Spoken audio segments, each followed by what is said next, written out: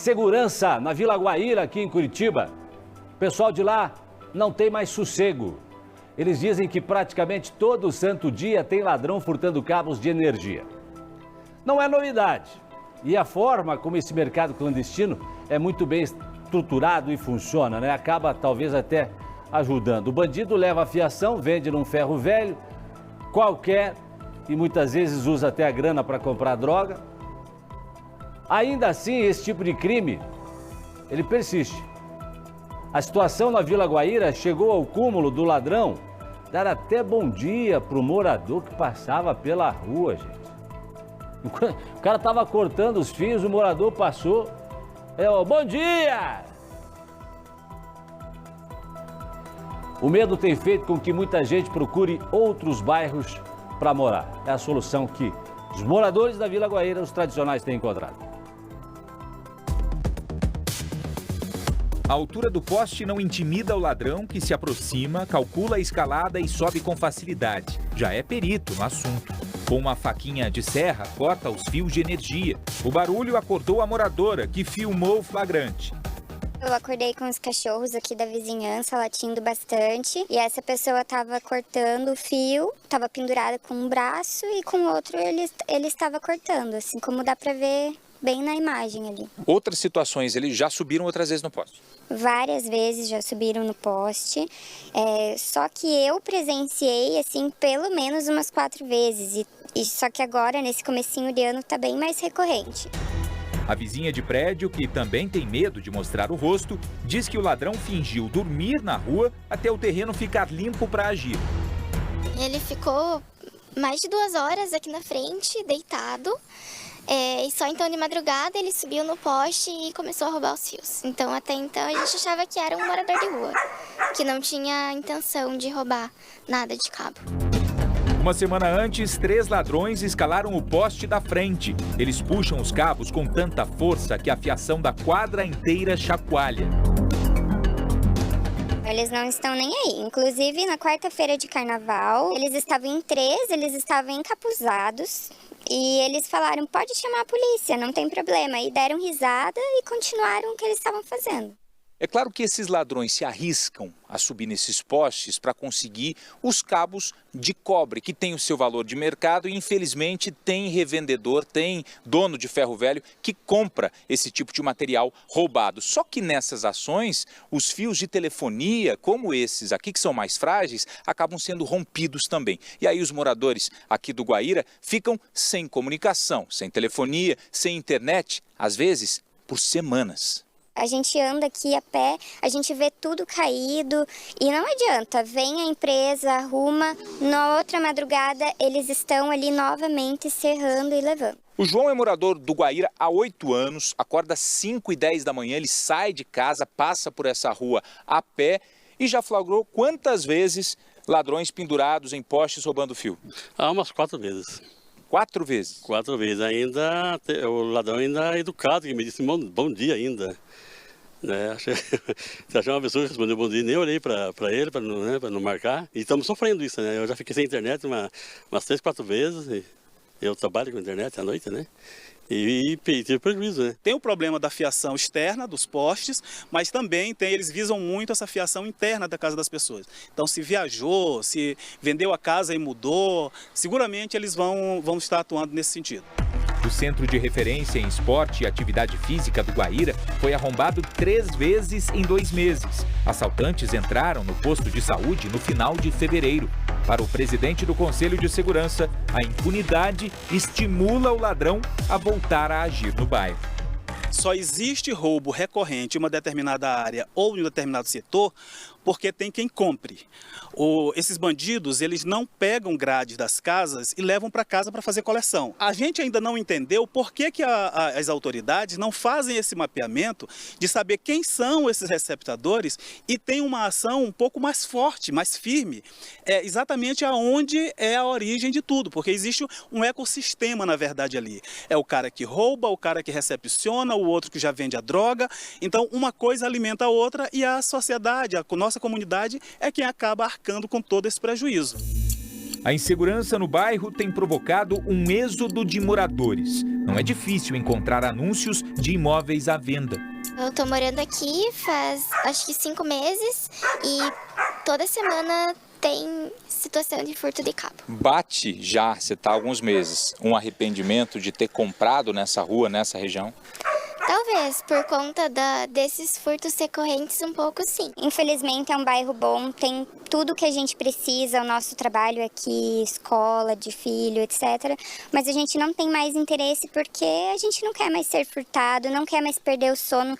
Toda madrugada praticamente a gente é acordado com barulho de alguém furtando ou alguém arrebentando lixo, batendo na lixeira. É toda noite, é bem complicado morar aqui. Tem outras pessoas que também têm pensado em abandonar o Guaíra? Sim, várias pessoas. A gente já conheceu uns casais que compraram há 3 meses, já foram assaltados no portão do prédio e eles já não querem mais morar. Já colocaram à venda também.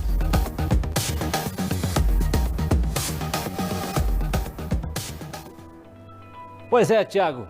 Impunidade, um mercado que ele, de certa forma, de maneira ilegal, mas está estruturado para receber esses produtos furtos de roubo, que vai alimentando, inclusive, essas atitudes desses criminosos, né? Porque encontrando gente para comprar o material roubado, eles continuam roubando. E esse círculo, ele continua. Aí é complicado. O que a polícia faz nesse caso? Pois é, Jasso, eu estava conversando aqui, inclusive, com o Tenente Gesser da Polícia Militar. A Polícia Militar já identificou alguns pontos ali, pontos que foram repassados até a Polícia Civil para que uma investigação, mandados de busca, de prisão fossem expedidos ali dos receptadores, mas pouco tem sido feito na prática em relação a colocar esse pessoal que compra, porque você comprar material roubado é crime, Jasso. Ô, Tenente, qual que é o trabalho da Polícia Militar ali na região da Vila Guaíra? A gente sabe que é um crime que não desprende um grande valor financeiro, mas dá um trabalho, porque a população fica sem internet, fica sem energia, fica sem a televisão. Como é que tem sido feito o patrulhamento ali na região? Tenente, boa tarde. Boa tarde. Bom, vale frisar, começando inicialmente pela questão da cartilha da Polícia Militar, né, que a Polícia Militar atua diuturnamente em todos os tipos de ocorrência e nos policiamentos preventivos e repressivos quando necessário. Contudo, nós não conseguimos estar em todos os locais ao mesmo tempo, 24 horas por dia. Por isso que é tão importante o auxílio da população nesse aspecto, para gerar estatística, para que possamos saber onde e como aplicar melhor e resolver fazer ou não operações naquele ponto específico, né? Então o que nós vemos aqui, né? A falta de fazer um 90, quando tem alguma coisa para denunciar, ou até mesmo uma ocorrência que foi deflagrada, um furto que ocorreu. 181, que é o disque denúncia, que é anônimo, para a gente ter uma monitoração disso, para conseguir fazer realmente a aplicabilidade daquela operação naquele ponto. Então, muito a gente recebe de informações informais, o que não gera estatística. Então, a gente sempre solicita a população em geral para que faça um 90, tanto pela ligação ou pelo aplicativo 90, ou 181, que é o disque denúncia, que pode ser feito de forma anônima. Isso cria um banco de dados estatístico para a gente possa atuar. Sabendo desses dados, nós estamos fazendo o quê? Realizando rondas preventivas no local, pontos bases, que são aqueles pontos onde a viatura fica parada por determinado período, onde ela faz uma outra ronda e volta a parar no mesmo período. Então a ideia é o quê? É justamente saturar de forma preventiva e que não ocorram esses crimes. Contudo, conforme falei antes, nós não temos como estar 24 horas em todas as ruas da nossa área de atuação, porque a gente precisa que a população auxilie nós nesse momento, né? Eu sei que o Jasso já tem pergunta dos estúdios do Balanço Geral, mas só uma colocação. A gente me falou que vocês identificaram, de alguma maneira, os possíveis receptadores, ali que seriam da região do Parolim, e que daí precisava também de um apoio da Polícia Civil, é isso? Cabe também ressaltar isso. A Polícia Judiciária, né? A Polícia Judiciária, que é a Polícia Civil, ela faz a parte daí repressiva do crime que já foi deflagrado. Ela faz a investigação e vai atrás aí desse posicionamento para que tenha essa base e a gente possa saber onde está esse núcleo do receptador. Porque esse crime de furto de fio de cobre, ele só ocorre porque existe quem compra, os receptadores.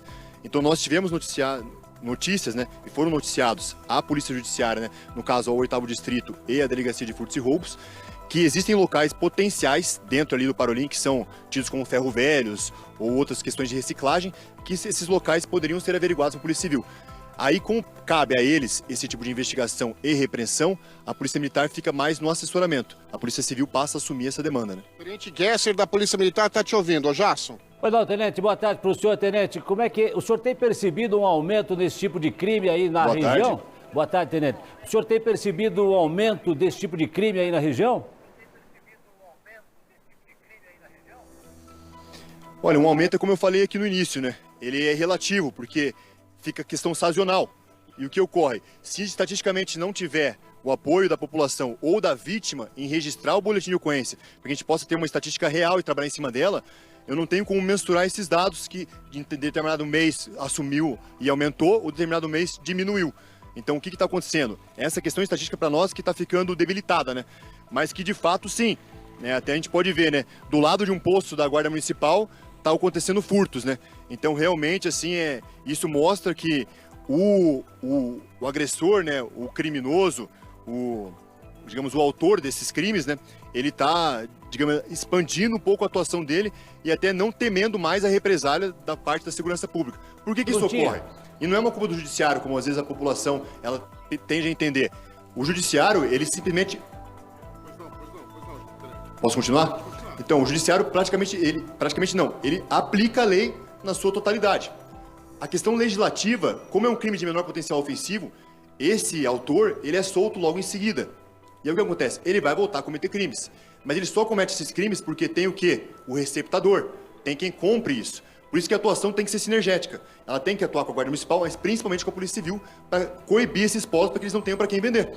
Tenente, continua à sua disposição, Jasso. Olha, tenente, assim, uma dúvida que eu tenho aqui, talvez pensando assim numa ação um pouco mais imediata, teria como a Polícia Militar aumentar o número de rondas, colocar um pouco mais de viatura nas ruas circulando, enfim, criar alguma estratégia para que pudesse de alguma forma, nesse momento, assim, criar um impacto contra esses criminosos, ou seja, afastar, diminuir, tentar, com alguma ação, diminuir esse tipo de crime aí na região, tenente? Senhor, isso já vem sendo feito não só pela Polícia Militar do 13º Batalhão, mas como também o Esquadrão de Eventos, como podem ver ali ao longo da Avenida Kennedy, né, um eixo longitudinal e as suas adjacências, que consequentemente pega a área que foi o motivo da reportagem, né?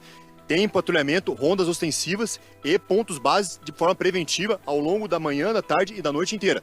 Na madrugada nós temos um plano, que é um cartão-programa que nós chamamos, que fazem rondas esporádicas em determinados pontos. Então está sendo já intensificado isso, com certeza. Só que é aquilo que a gente sempre fala, né? No final, tudo recai, né? A segurança pública, tudo recai para a Polícia Militar. A Polícia Militar realmente assume tudo, mas assim, nós temos que ser mais sinergia, né? Ter mais sinergia com a Guarda Municipal e a Polícia Civil para a gente consiga fazer uma operação por completo. Intensificar a ronda, nós já estamos fazendo isso. Isso está sendo intensificado, as qualificações estão sendo feitas, abordagens massivas na área para qualificar, pegar esses dados e repassar à Polícia Civil, e aí eu preciso que dê a continuidade, né? Tá certo. Muito obrigado, Tenente Gesser, da Polícia Militar, atendendo o Balanço Geral e dando detalhes, informações em relação, então, uma explicação para a população da Vila Guaíra. A Polícia Militar tem feito ali rondas e esbarra, muitas vezes, na questão do receptador. Segundo as informações, alguns pontos foram identificados de possíveis barracões que receptam esse material que é furtado, mas que efetivamente esse material continua ali e não há alvo de uma investigação por parte das forças de segurança. O Jasso. Obrigado, Thiago Silva. Obrigado. A gente segue acompanhando e o Balanço Geral vai aonde está a sua indignação. Você aí da Vila Guaíra, pode mandar mensagem para mim, você que mora na região, você que mora em outros bairros. Hoje eu recebi um vídeo também de uma amiga lá do Boqueirão que foi visitada essa noite pelos caras que roubam fiação, né? Abriram a caixa lá e aí roubaram a fiação, enfim. Aí ela levantou para trabalhar, não tinha luz, não tinha energia, teve que tomar aquele banho gelado cedo, né? Para ir para o trabalho, né? E agora é mão de obra, dor de cabeça, porque tem que ir lá o eletricista, refazer a instalação, aquela coisa arada toda. Esse tipo de crime está cada vez mais comum e não é